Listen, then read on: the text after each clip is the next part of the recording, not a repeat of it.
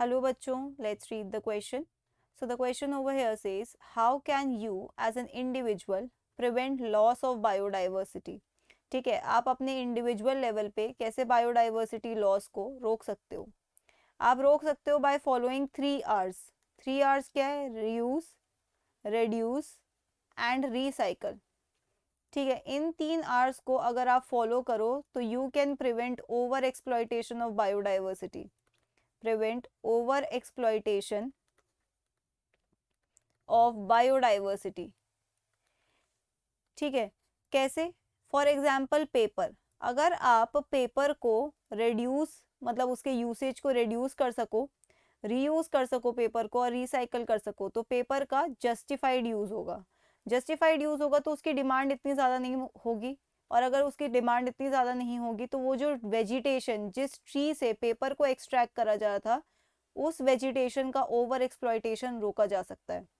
ठीक है, दूसरी चीज़, it can prevent habitat loss and fragmentation. कैसे? Habitat loss and fragmentation. देखो, अगर इंडिगो की डिमांड बढ़ गई है तो क्या होगा? ये एक फॉरेस्ट है, उसकी डिमांड बढ़ती जा रही है. जितने क्रॉप फील्ड्स है वो इनफ नहीं है इंडिगो की डिमांड को सप्लाई करने के लिए.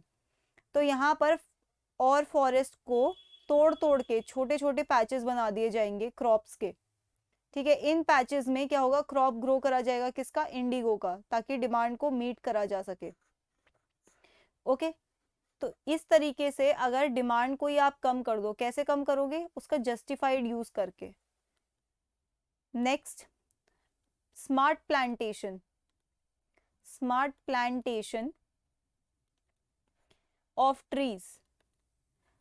Smart plantation of trees. देखो, कोई भी एरिया है वहां पर अगर मान लो एक फॉरेस्ट है, ठीक है, इस फॉरेस्ट में क्या हुआ कि काफी छोटे छोटे पैचेस ऐसे बन गए हैं जहाँ पे डिफॉरेस्टेशन शुरू हो रहा है. ठीक है, डिफॉरेस्टेशन होगा तो क्या होगा? हैबिटेट लॉस होगा. हैबिटेट लॉस होगा तो जो स्पीशीज उस वेजिटेशन पे डिपेंडेंट थी वो भी लॉस हो जाएगी. अब अगर आप रीफॉरेस्टेशन करते हो, रीफॉरेस्टेशन कैसे करते हो?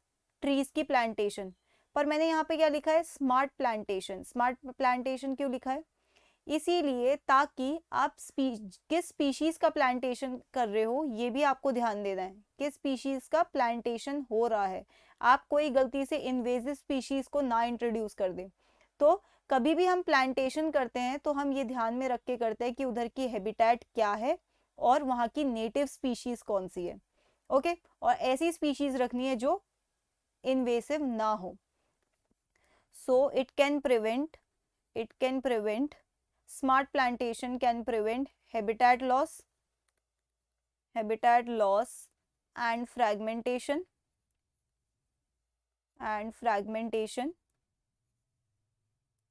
and invasion by alien species. अगर स्मार्ट प्लांटेशन करिए तो फिर अपने लेवल पे, इंडिविजुअल लेवल पे आप एक और चीज कर सकते हो, that is awareness. Spread awareness.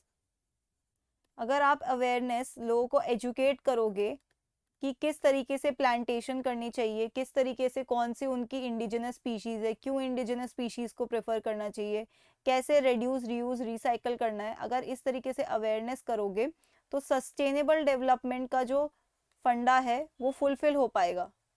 Sustainable development मतलब हमें चीज़ों को यूज़ करना है बट इस तरीके से यूज़ करना है कि हम उसको फ्यूचर के लिए भी सेव कर सके.